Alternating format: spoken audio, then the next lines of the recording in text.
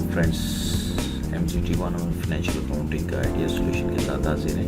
Friends, का idea solution मौजूद है लेकिन कंसेप्चुअल नहीं है, तो उसके लिए ज़रूरत महसूस हुई कि ये जो है आपको जो है कंसेप्चुअल से एक आइडिया सोल्यूशन जो है उसकी वीडियो पेश की जाए। तो सिनेरियो कुछ इस तरह है कि मिस्टर वसीम अकाउंटेंट है, उसने फाइनेंशियल स्टेटमेंट बनाई है ABC ब्रदर्स की, और उसमें जो है उसके मैनेजर ने ये 4 एरर्स जो हैं ये फाइंड किए हैं कि कैरेज इनवर्ड जो है वो हेड ऑफ सेलिंग एक्सपेंस के तौर पे आया है, और कैरेज आउटवर्ड जो है उसको रिपोर्ट रॉन्गली किया हुआ है कॉस्ट ऑफ गुड्स सोल्ड में। तो इसी तरह सेलिंग एक्सपेंस जो है उनको एडमिनिस्ट्रेशन एक्सपेंस में डाला हुआ है, फाइनेंशियल एक्सपेंस जो है उनको सेलिंग एक्सपेंस में डाला हुआ है। तो दोस्तों, ये करना हमें क्या है कि हमें पहले तो मालूम करना है कि ग्रॉस प्रॉफिट की अमाउंट अगर हमारे पास जो है एरर से पहले हमारे पास प्रॉफिट 3,35,000 हो, तो हमें मालूम करना है कि अगर एरर करेक्शन जो है ये इनवर्ड्स और आउटवर्ड्स जो कैरी जाए, इसकी एरर्स जो हैं उनको करेक्ट करके जो है कितना आएगा प्रॉफिट मार्जिन। उसके बाद हमें कॉस्ट ऑफ गुड्स सोल्ड मालूम करनी है। अगर सेल हमारी जो है वो 400,000 हो, और इसके बाद ये जो है हमें बताना है कि जो कैरेज इनवर्ड्स का इफेक्ट है वो ओवरस्टेटेड या अंडरस्टेटेड है या रिमेन अनफेक्टेड है। उसके बाद इसी तरह हमें बताना है कि ओवरऑल नेट प्रॉफिट, अब ये यहाँ पे ग्रॉस प्रॉफिट नहीं है, नेट प्रॉफिट पे हम जो है वो ओवरस्टेटेड है, अंडरस्टेटेड है या रिमेन अनफेक्टेड है। तो ये वही इंस्ट्रक्शंस हैं, अब हमें जो आपको टू दी पॉइंट रखें और बेस मत करें। तो ये कंसेप्ट जो है बिग पॉइंट ऑफ सिनेरियोज हैं, लेकिन जो स्टेटमेंट से हमें पता चलता है कि ये जो कैरेज इनवर्ड्स है इसको सेलिंग एक्सपेंस के तौर पर रिपोर्ट किया गया। कैरेज आउटवर्ड जो है it is reported as cost of goods sold. Selling expense जो है 20,000 के उनको एडमिनिस्ट्रेटिव एक्सपेंस के तौर पे, और फाइनेंशियल एक्सपेंस जो है उनको सेलिंग एक्सपेंस के तौर पे रिपोर्ट किया हुआ है। और ग्रॉस प्रॉफिट जो है एरर से पहले जो है वो इतना दिया हुआ है, और अगर हमारे पास 4 लाख सेल हो तो कॉस्ट ऑफ गुड्स सोल्ड जो है हमें वो चेक करनी है कितनी है। तो इसके लिए थोड़ा पहले हम कैरेज इनवर्ड्स और ये यहाँ पे कैरेज आउटवर्ड्स की आपको डेफिनेशंस दी हैं। तो ये जो होती है ट्रांसमिशन कॉस्ट होती है प्रिपेयर्ड बाय द परचेजर, जो परचेजर करता है। तो इसका मतलब है कि ये आपकी कॉस्ट नहीं है, मैन्युफैक्चरर की कॉस्ट नहीं है, कंपनी वालों की कॉस्ट नहीं थी, सही है। तो इसीलिए carriage inwards are not cost to cost of goods sold, क्योंकि ये है ही परचेजर पे, बायर पे, तो इसीलिए कॉस्ट ऑफ गुड्स सेल्स में सोल्ड में नहीं आएगा, सही है। और कैरेज आउटवर्ड कॉस्ट कौन सी होती हैं, जो कि सेलर को पे करनी पड़ती हैं, और ये जो होती हैं they are cost to cost of goods sold, so needed to be added, सही है, क्योंकि ये उस कॉस्ट में होती हैं, क्योंकि ये सेलर जो है वो पे करता है। और उसके बाद कॉस्ट ऑफ गुड्स सोल्ड क्या होती है, इसका कंसेप्ट है ये असल में जो सारी कॉस्ट आती हैं जो हैं in during manufacturing product that company sell during a period, सही है।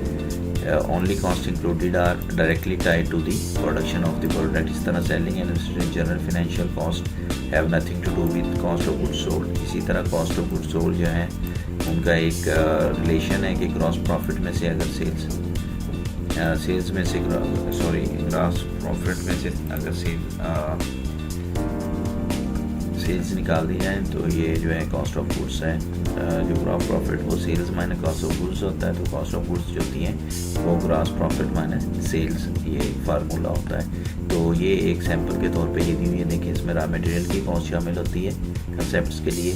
कॉस्ट ऑफ रॉ मटेरियल होगा, कोई भी प्राइम कॉस्ट जो होगी, ओवरहेड वगैरह फैक्ट्री कॉस्ट होंगी, इसमें डायरेक्ट ये कॉस्ट है सारी, और मैक्सिमम गुड्स की कॉस्ट है cost of goods sold at normal, सही है। तो ये देखें ये कॉस्ट ऑफ गुड्स सोल्ड आमतौर पे होती है।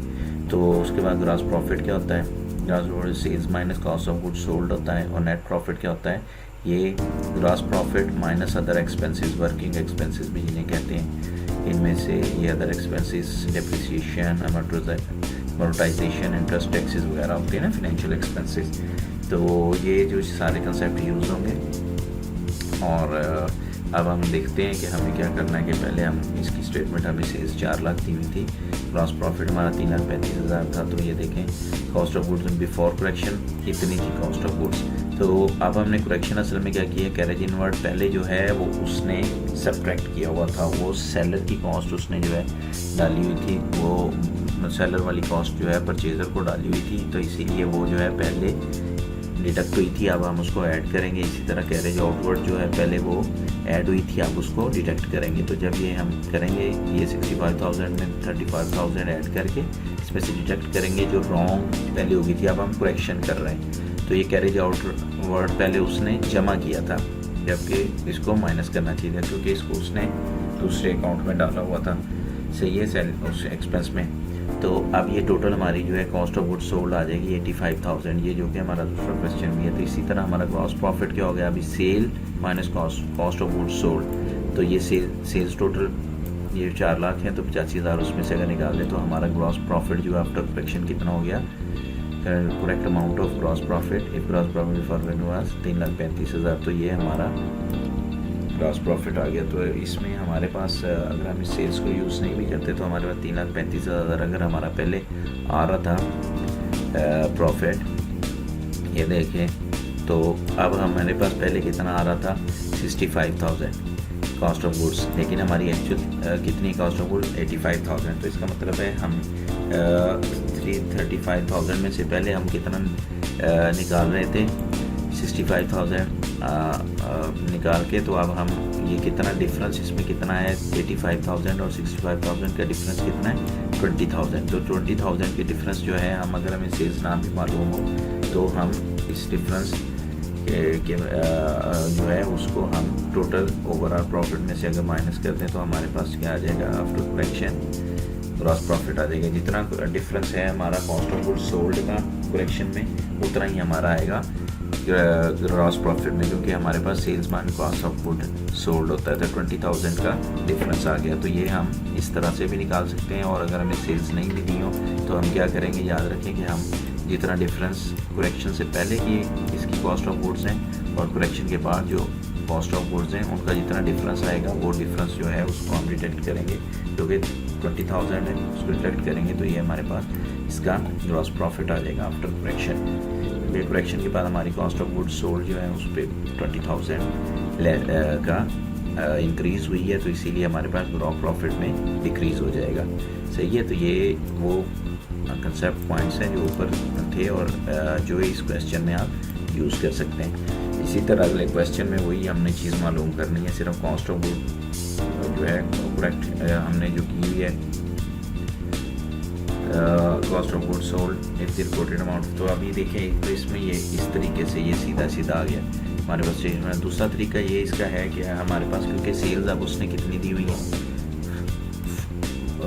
4 लाख, तो अब हमने अपना ग्रॉस प्रॉफिट कितना नया निकाला था वो हमने 3,15,000। तो डिफरेंस कितना आ गया 85,000 का डिफरेंस आया। तो पहले हमारे पास जो हमने 85,000 में से ये जो डिफरेंस था एरर का वो कितना है 20,000। तो इसका मतलब है पहले हमारे पास 65,000 था कॉस्ट ऑफ गुड्स, अब हमारे पास आफ्टर करेक्शन कितनी हो जाएंगी, ये डिफरेंस जो है इसको ऐड कर देंगे तो ये 85,000 कॉस्ट ऑफ गुड्स सोल्ड आ जाएगा।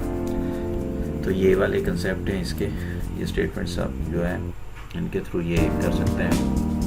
उसके बाद फैक्टर जो है कैरी इनवर्स जो 35,000 था, तो ये अब हमने ऐड किया है। तो पहले इसका मतलब ये सब्ट्रैक्ट हुआ था तो ये कॉस्ट ऑफ गुड्स जो है अंडरस्टेट की हुई थी, ये यहाँ पे इसकी ये रीज़न। और इसके बाद ओवरस्टेट हमने जो है हमने देखना है कि वो नेट प्रॉफिट जो होता है वो क्या होता है, हमने पहला पढ़ा था कि gross profit minus other expense. सही है, तो अब हमारे पास ग्रॉस प्रॉफिट ऑलरेडी ओवरस्टेटेड था क्योंकि उसमें हमारे पास वो अंडरस्टेट हुआ था कॉस्ट ऑफ गुड्स सोल्ड। तो कॉस्ट ऑफ गुड्स सोल्ड जब यहाँ पे कम दी होंगी तो जाहिर है ये ग्रॉस प्रॉफिट ज़्यादा आएगा, क्योंकि ग्रॉस प्रॉफिट जो होता है वो हमारे पास ग्रॉस प्रॉफिट जो होता है वो cost of goods sales minus cost of goods sold होता है। जब ये कम दिया होगा तो ये प्रॉफिट ज़्यादा आएगा, इसका मतलब ये ओवरस्टेटेड था। तो जब ये पहले ओवरस्टेटेड था तो ये था ग्रॉस प्रॉफिट। तो नेट प्रॉफिट क्या होता है, ग्रॉस प्रॉफिट में से अगर दूसरे एक्सपेंस हम माइनस करते हैं तो अब दूसरे एक्सपेंस जो उसने दिए हुए हैं वो तो सेम रहेंगे, क्योंकि 3-4 में जो एरर हैं उनको उन्होंने हेड चेंज किया हुआ, इंटरचेंज हेड है उनके अकाउंट्स के, लेकिन जो है ओवरऑल इम्पैक्ट उनका जमा तफरीक जो है वो सेम रहेगी। इसीलिए जो नेट इफेक्ट होगा नेट प्रॉफिट पे ओवरऑल वो भी ओवरस्टेटेड ही रहेगा, जैसा कि हमारे पास पहले ग्रॉस प्रॉफिट ओवरस्टेटेड था क्योंकि कॉस्ट ऑफ गुड्स जो है अंडरस्टेटेड। तो दोस्तों ये है सारा आइडिया इस GDP के पीछे और आप इनमें से अपने वर्ड्स में लिख सकते हैं तो आप यूट्यूब चैनल सब्सक्राइब कर लें, क्योंकि हम जब भी हो सकता है हम आपके लिए वीडियो बनाते रहते हैं। और दूसरा, आप यहाँ से ये लिंक डाउनलोड करें। अरे इस फाइल को जो है पासवर्ड पर रखी है, वो पासवर्ड आपको कहाँ से मिलेगा, आपकी जो है वीडियो आप यूट्यूब की देखेंगे तो उधर में आपके पासवर्ड आता है, तो ये यहाँ पे आप जाएंगे तो आपको वर्ड की फाइल मिल जाएगी जिसमें ये सारा डाटा है, तो उसको आप अपने हिसाब से लिख लीजिएगा, क्योंकि यू हैव सफिशिएंट टाइम, पूरा दिन है। तो गौर से सुनिएगा, वीडियो देखिएगा, ताकि आपको जो है अल्टरनेट सॉल्यूशंस भी पता चल जाए, जो कि मैंने एक्सप्लेन करते हुए बताए हैं। थैंक यू दोस्तों, thank you, take care, bye, best of luck.